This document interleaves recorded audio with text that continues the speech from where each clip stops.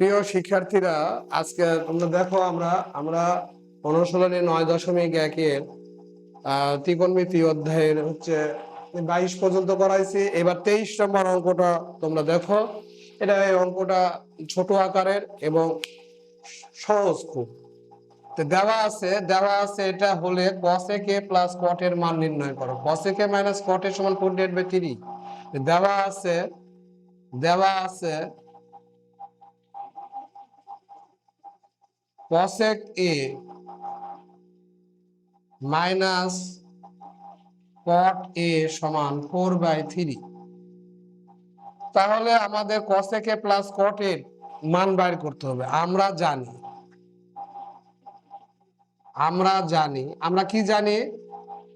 জানি যে cosec square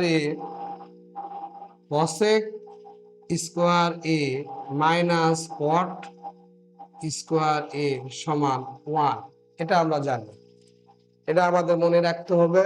তাহলে a স্কোয়ার মাইনাস b স্কোয়ারের সূত্র কি? cosec a plus cot a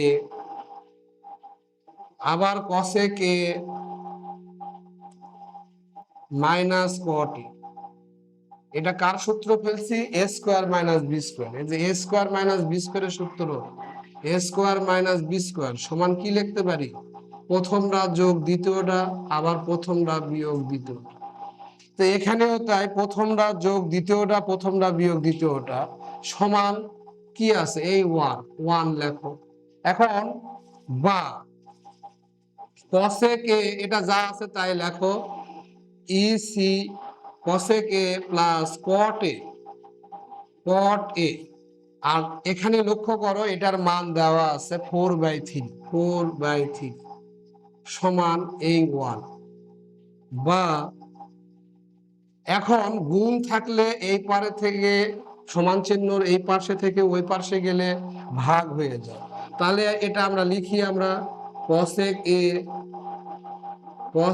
a plus cot a সমান 1/4/3। বা cosec a plus cot a সমান 1 ভাগকে গুণ দিলে এরা উল্টিয়ে যায়, 3/4 সমান 3/4 বা 3/4। তাহলে মান নির্ণয় করছে। আমরা এখানে লিখব, সুতরাং নির্ণয়ের মান 3/4। তাহলে আমাদের এখানে শুধু এইটুকু মনে রাখতে হবে, তার দেওয়া আছে এটা। তাহলে আমরা এটার মান সহজে বাইর করতে পারছি, 3/4। 23 নম্বর অঙ্ক এখানে। প্রিয় শিক্ষার্থীরা, আমাদের চ্যানেলটি যদি তোমাদের ভালো লাগে বা অঙ্কগুলো বুঝতে যদি তোমাদের সহজ লাগে, তাহলে অবশ্যই চ্যানেলটি সাবস্ক্রাইব করো। আর আমাদের ফেসবুক পেজ আছে বেসিক ক্রিয়েটিভ একাডেমি, সেটাতে তোমরা ফলো করো। আর যদি কোনো কিছু বুঝতে অসুবিধা হয় তাহলে কমেন্টে জানাও, আমরা অবশ্যই পরবর্তীতে প্রথম শ্রেণীর ত্রিকোণমিতি অধ্যায়ের 9.1 অনুশীলনীর আমরা এর আগে 23 পর্যন্ত অঙ্ক করাইছি। এবার 24 নম্বর অঙ্ক দেখো। 24 নম্বর অঙ্কে কি বলছে?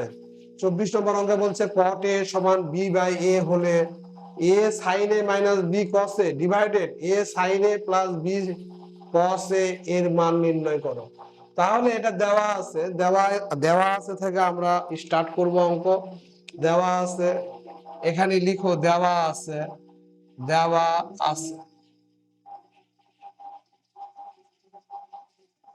cot a সমান b/a।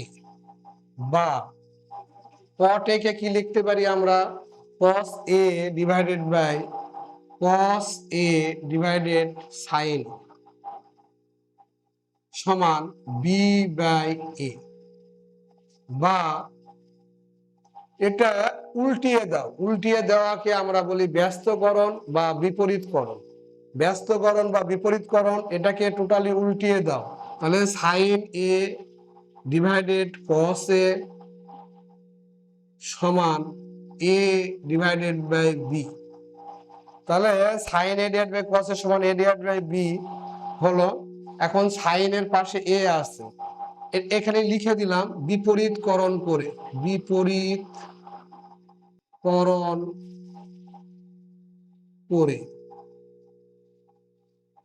এবার দেখো সাইনের এর পাশে এ আছে, এখন কসের পাশে বি আছে, এ ডিভাইডেড বাই বি দ্বারা গুণ করে দাও। A sine a b cos a, a divide by b একদিকে গুণ করলে হবে না, দুই দিকে গুণ করতে হবে। এ ডিভাইড বাই বি গুণ এ ডিভাইডেড বাই বি, এখানে লিখে দাও উভয়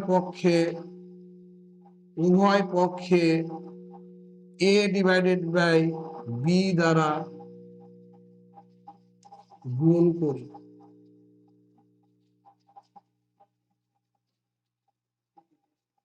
বি দ্বারা গুণ করি, তাহলে বা এ সাইন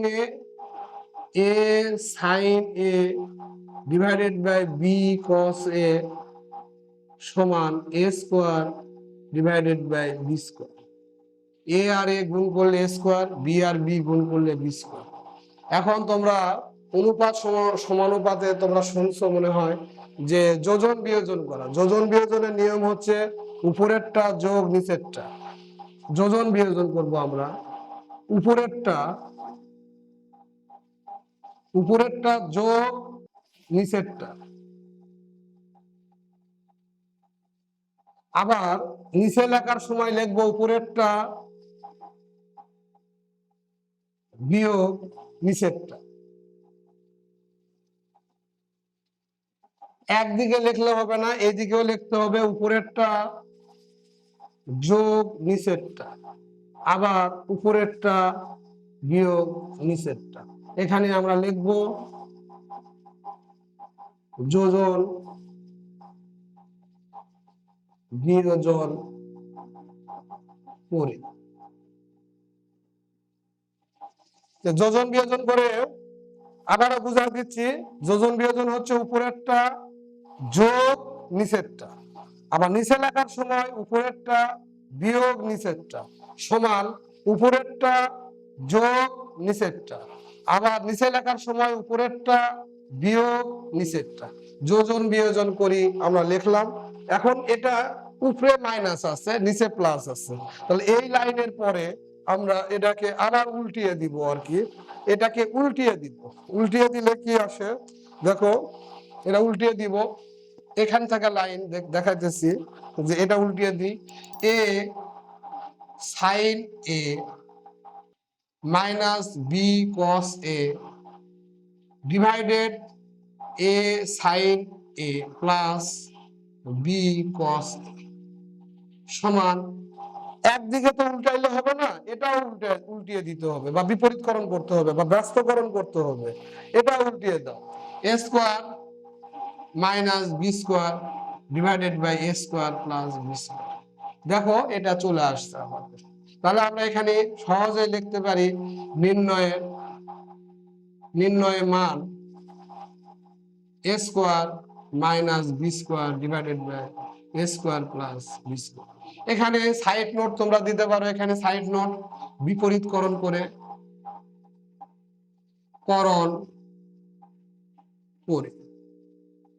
বিপরীতকরণ করে আমরা দিলাম। এটাই আমাদের 24 নম্বর অঙ্ক আমাদের শেষ।